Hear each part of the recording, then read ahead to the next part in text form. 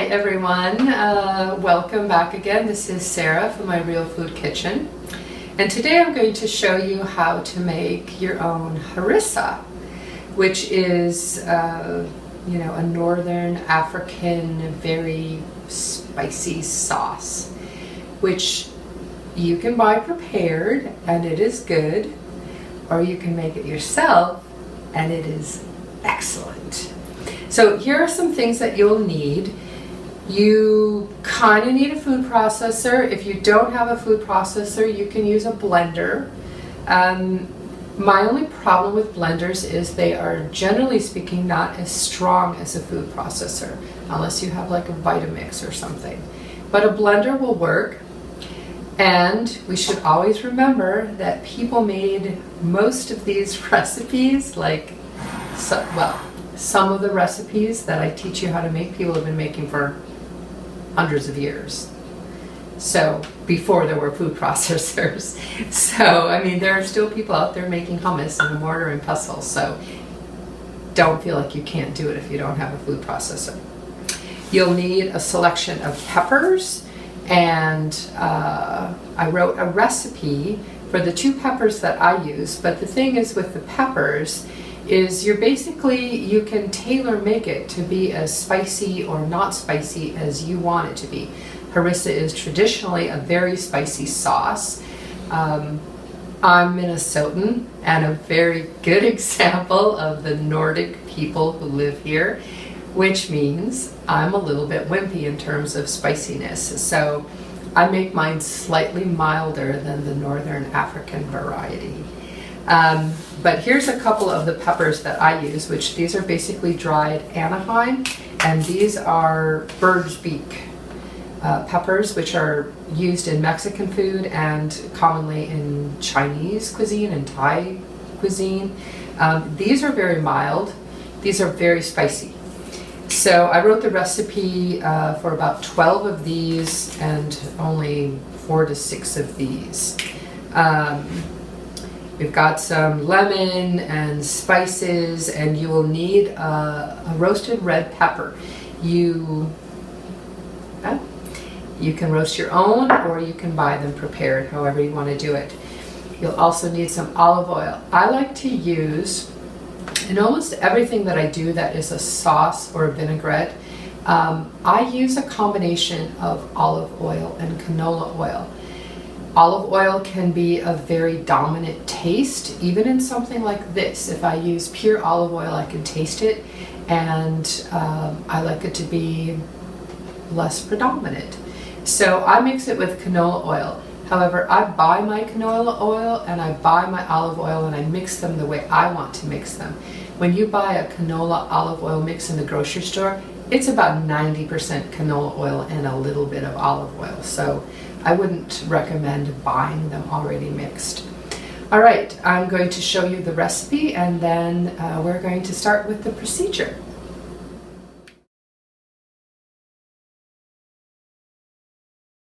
All right, so the first part of the process of making harissa is to toast the seeds that go in it. And on the recipe I have a tablespoon of cumin and a tablespoon of whole coriander.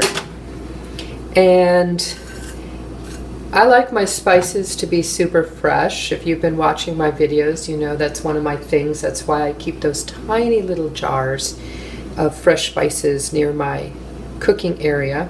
So I tend to buy my spices whole and then I grind them, and they're much fresher that way. And depending on what you're making, you can also bring out the flavor by toasting your seeds first.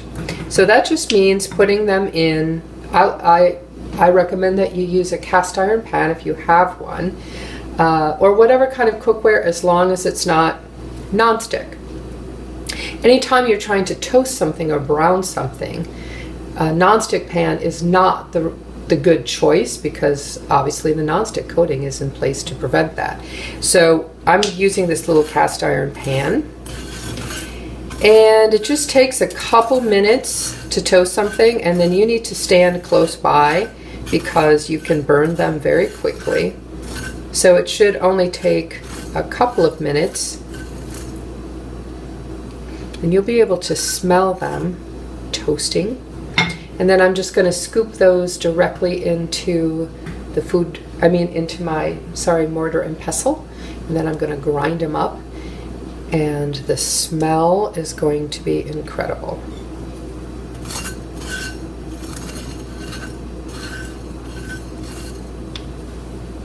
All right, so I've transferred the spices over to my mortar and pestle where I'm going to grind them.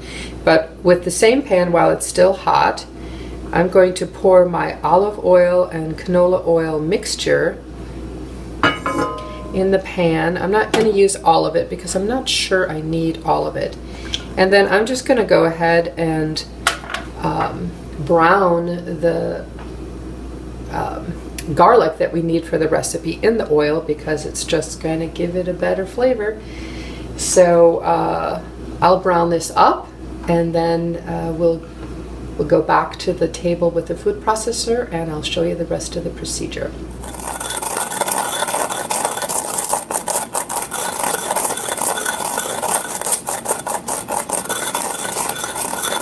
Once again, I wish you guys could smell what I'm doing, because there's no comparison to some spice that's been sitting on a shelf for a year to grinding it freshly yourself. So there we have it. That's good enough. I'm going to transfer this into the food processor. The garlic is in the oil over there sizzling on the stove. I'll show you that when it's done. And then we'll proceed. All right, so here we are at the stove. And I have basically kind of deep fried the garlic in the oil that is required for the recipe. And so I'm going to transfer the garlic to the food processor. I'm going to pour the oil back in this measuring cup because I want to be able to control it as I add it to the food processor. And I'll see you in a sec. All right, so we're back here on my main cooking surface. I've got the spices all ground up. I'm just going to go ahead and dump those in the food processor. I've got the garlic, which is aromatically toasted. That goes in the food processor. And then I want to show you how to prepare these peppers, which is basically, I just use a cooking shears. Much easier than trying to do this with a knife, because they have kind of a leathery consistency, which even the sharpest knife has a difficult time handling. So I just cut them open and dump the seeds out. The seeds on something like this are not spicy. That's not why I'm dumping them out. But there are a lot of them. And if you were to include these in with the harissa, they create, first of all, an unpleasant texture, and then secondly, it makes the color less pretty. So then once I've got all the seeds out, I just take it, I kind of bunch it up, and with my cooking shears, I just sort of cut it into these smaller pieces like that. And I've already done that in preparation. And this is just going to make it easier for the food processor to chop it up consistently.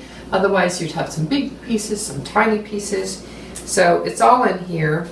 And I did the same thing with these bird's beaks, in that I got the seeds out of them. And I like to pull the sort of ribbing out of it too, for the same reason as I did to the seeds.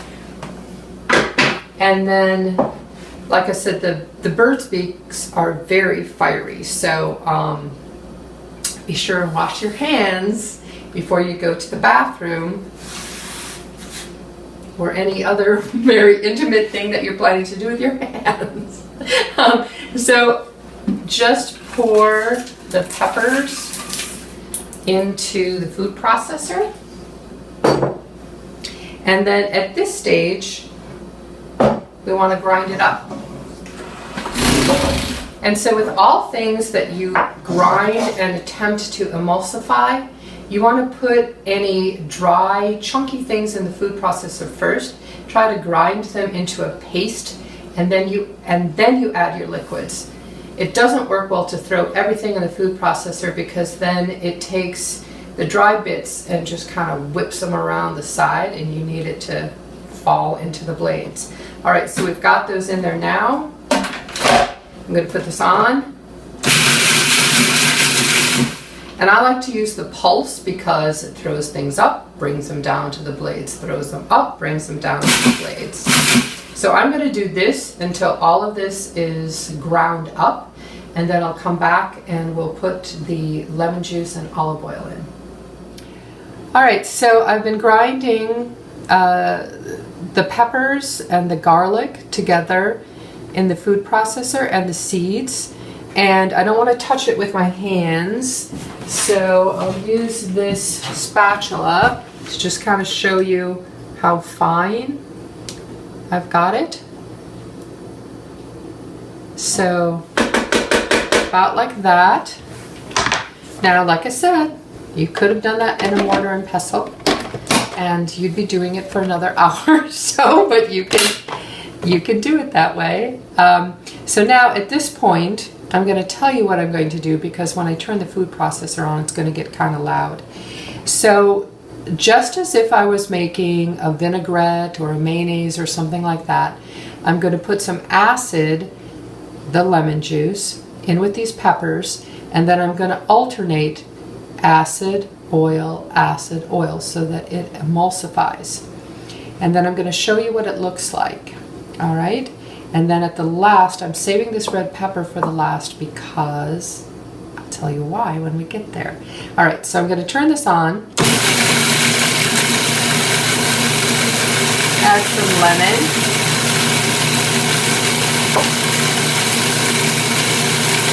Add this garlic oil. I also forgot I'm going to put some salt. And I've got some of my lemon salt, so why not use the lemon salt? All right, so right now I've emulsified what was in the food processor with the acid, the lemon, and the olive oil, canola oil mixture. And I have something that looks like this. This is how I like my harissa. This is where I stop. But the thing is with this is, over time, these two things, the oil and the acid, will split apart.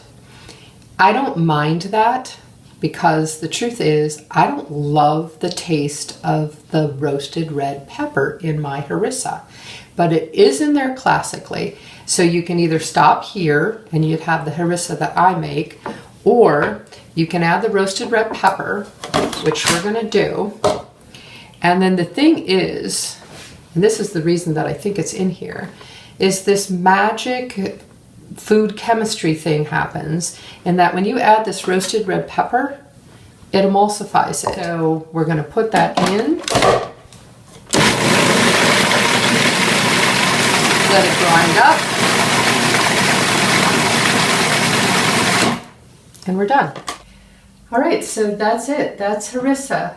It takes a little bit of effort, but the reward is well worth it. I tasted it, and it's good and aromatic and fiery, but catered to my Nordic tastes. And it's good on bread, on a sandwich. It's good on potatoes. It's good on eggs. In my next video, I'm going to be making a couscous salad, and eventually I'm going to put all of these things together with a piece of fish and show you how, one of my favorite uses of harissa. But try it at home. It's no comparison to the stuff that's in a jar. Thank you. I hope you enjoyed that. Thanks for watching.